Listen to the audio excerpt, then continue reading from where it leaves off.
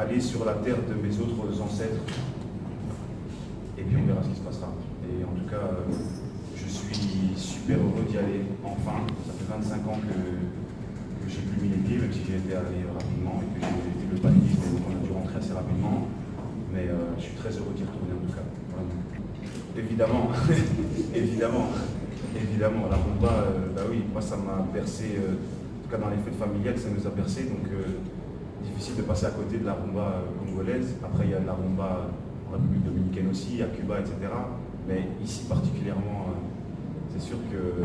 Et puis par rapport aux influences particulières de l'album aussi, donc c'est sûr que ouais, c'est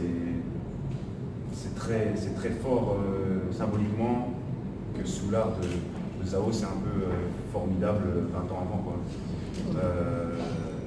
Donc je le remercie pour cette source d'inspiration qui a été quand même importante pour moi. Donc voilà, et pas seulement d'ailleurs.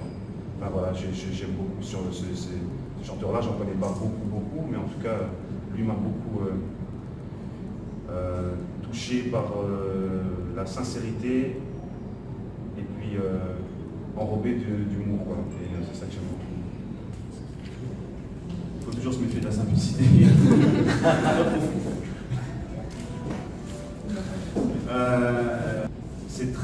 C'est une espèce de schizophrénie très spéciale en fait, pour être honnête.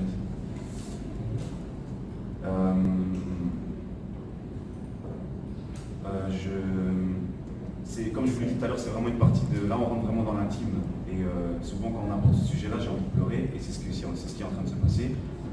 Donc, ouais, voilà. Et j'avoue que je suis très pudique et j'ai pas tendance à montrer cette partie-là. Mais là, j'avoue qu'en venant ici, c'est une espèce d'obligation de voir cette partie-là aussi.